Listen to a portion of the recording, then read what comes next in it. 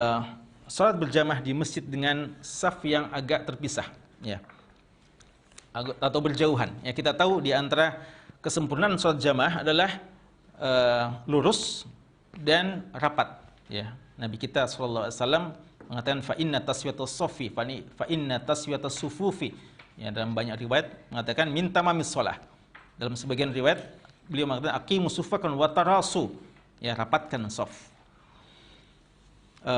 Namun apa hukumnya merapatkan shaf dan hukum meluruskan shaf? Jumhur ulama kita mengatakan sunnah muakkadah, ya, sangat ditekankan, tapi tidak sampai wajib dan tidak sampai dikatakan membatalkan atau syarat sahnya sholat jamaah, ya, syarat sahnya sholat jamaah. Walaupun sebagian ulama kita, dan ini yang dipilih juga oleh Syekhul Islam Ibnu Taimiyah, ya, dan juga Ibnu Hazm dan yang lainnya, mengatakan wajib untuk meluruskan shaf dan menjaga shaf agar dia tidak terlalu berjauhan, ya, tidak berjauhan. Tapi itu pun dalam kondisi-kondisi yang normal, ya, sampai ulama kita yang mewajibkan, ya, Syekhul Islam atau yang lainnya mengatakan dalam kondisi darurat, ya, ketika ada penyebab-penyebab tertentu maka tidak mengapa ada kerenggangan, ya, pada shaf tersebut. Di sini dikutip beberapa pandangan-pandangan ulama kita, termasuk ulama yang memfatwakan bahwa ketika sholat berpisah-pisah seperti itu, ya, tidak rapat, maka mereka sah sholatnya, tapi bagaikan sholat sendiri-sendiri saja. Lebih baik pulang saja ke rumahnya, ya. Namun jumhur ulama kita, ulama kontemporer yang termasuk itu mengatakan tetap sah dianggap sebagai sholat berjamaah di masjid, ya.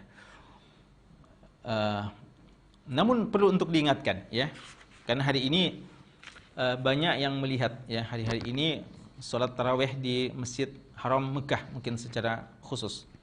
Entah kalau di Masjid Nabawi, ya, kami, ya, kalau di Masjid Haram Mekah kita sudah lihat, ya, bagaimana penerapan social distancing ini, di mana adanya pemisahan saf.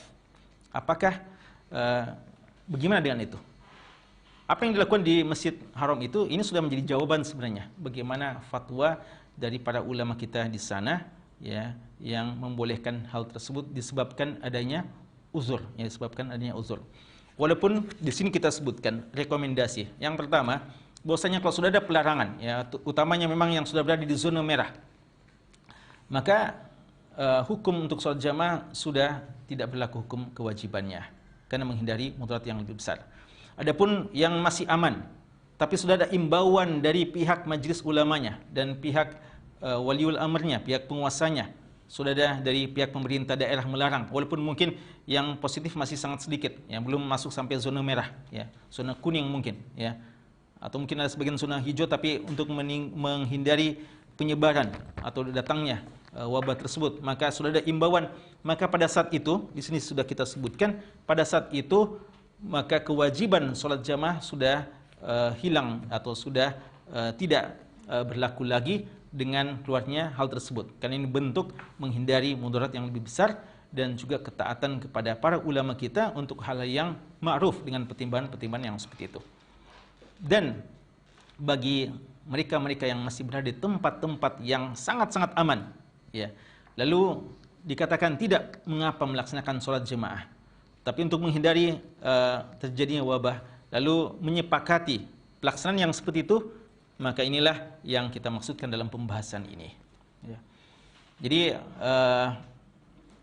di Mekah dan Madinah perlu untuk kami ingatkan bahwa di Saudi sejak awal sudah tidak ada pelaksanaan sholat jamaah di masjid-masjid umum kecuali di Masjid Haramain, ya, Masjid Mekah dan Masjid Nabawi.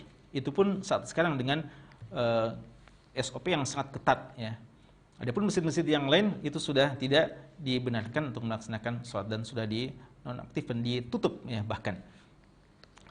Maka di daerah-daerah yang saat sekarang ini, seperti kalau di daerah kita ini, ya, di daerah Makassar, ya, di sini jelas kebijakan dari pihak pemerintah dan juga fatwa dari para ulama kita, apatah lagi dikatakan sebagai zona merah, maka tentu saja